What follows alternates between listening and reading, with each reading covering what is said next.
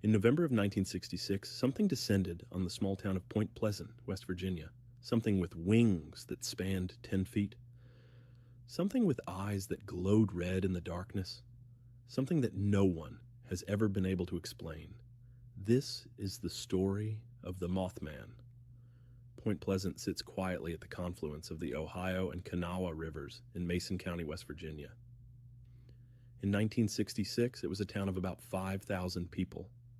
Peaceful, unremarkable, the kind of place where nothing extraordinary ever happened, until it did. The story begins not with a monster sighting, but with the land itself. Just outside Point Pleasant lies an area locals call the TNT area, a former World War II munitions plant now abandoned.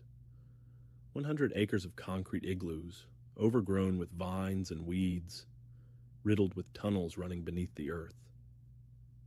The locals knew to stay away. The government had left chemicals behind. The land felt wrong. It was here, on the night of November 15th, 1966, that 4 young people had an encounter that would change everything. Roger and Linda Scarberry and Steve and Mary Mallett were driving through the TNT area sometime around 11:30 at night. The couples were out late, just riding around. Something young people did in small towns in 1966. The night was cold and clear. The road through the old munitions plant was deserted. Then their headlights caught something. Standing near an old generator plant was a figure, described as man-shaped but enormous, somewhere between 6 and 7 feet tall. And behind it, folded against its body, were wings. Massive, dark wings. But what stopped them cold, what made Linda Scarberry scream, were the eyes, 2 circles of light. Brilliant red, glowing with an intensity that seemed almost alive. The creature turned toward them. Roger Scarberry floored it. The car flew down the road doing 100 miles an hour, and as they raced away, the thing rose into the air. It followed them. It kept pace with the car doing 100 miles an hour without even flapping its wings, just gliding. Those red eyes fixed on them. They drove straight to the Mason County Sheriff's Department and reported what they had seen. Deputy Millard Halstead interviewed the 2 couples and later said, and this is worth noting, that he had never seen 4 people more terrified in his life. These were not people looking for attention. These were people who had seen something that fundamentally shook them. By the next morning, the story was in the newspaper. A reporter for the Point Pleasant Register coined the name that would stick forever, the Mothman. Over the next 13 months, more than 100 people in the Point Pleasant area would report encounters with the creature. Marcella Bennett was visiting friends near the TNT area on November 16th, the night after the Scarberry's encounter. As she got out of her car, something rose from the ground beside her. She described it as large and gray, with wings folded against its body and those terrible red eyes.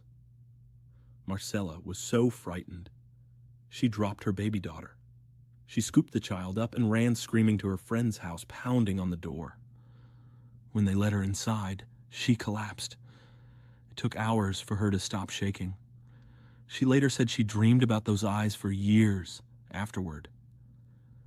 In late November, a group of volunteer firefighters reported seeing the creature flying over the TNT area.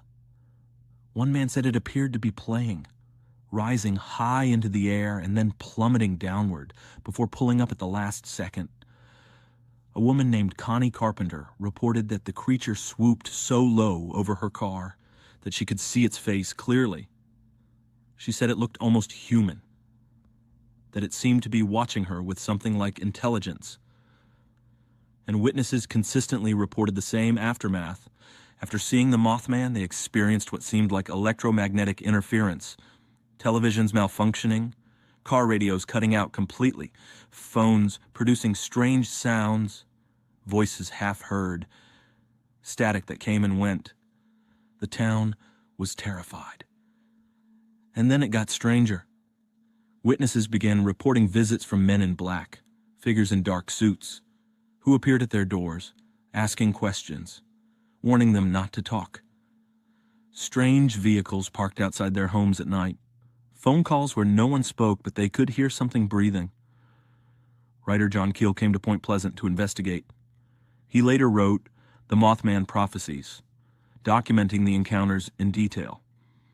Keel became convinced that the Mothman was not a bird or an unknown animal. He believed it was something else entirely, something connected to a pattern of UFO sightings, paranormal events, and what he called ultra-terrestrial phenomena that seemed to cluster around the region. Keel also noticed something chilling.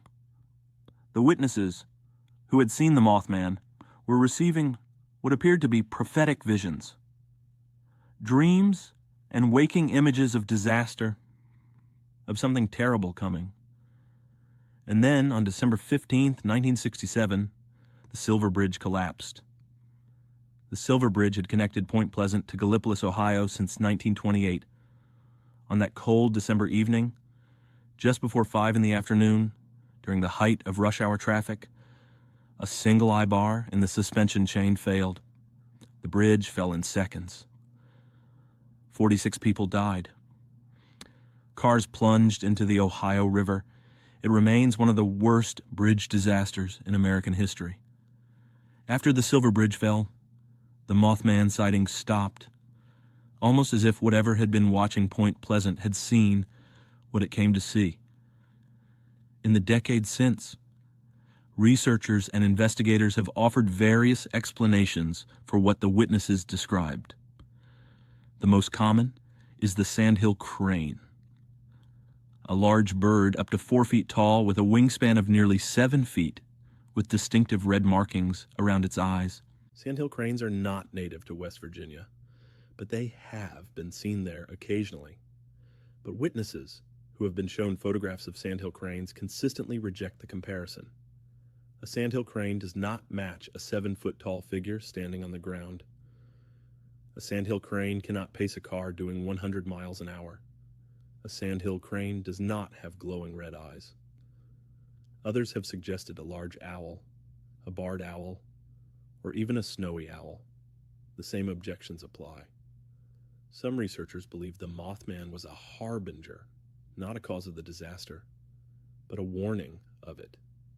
That whatever this entity was, it appeared before tragedy as a kind of omen. Reports of Mothman sightings have been linked to other disasters around the world in the years since Point Pleasant, Chernobyl, the I-35W bridge collapse in Minnesota, the September 11th attacks.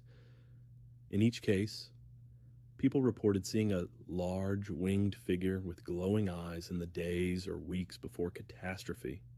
Whether this is coincidence or something more is a question that has no satisfying answer. What we know is this. In 1966 and 1967, more than 100 people in a small West Virginia town reported seeing something that should not exist. People with nothing to gain and everything to lose by making such a report. People who passed polygraph tests. People who carried what they saw for the rest of their lives. Point Pleasant has embraced its strange legacy. Today there is a 12-foot metallic Mothman statue in the town center. There is a Mothman museum.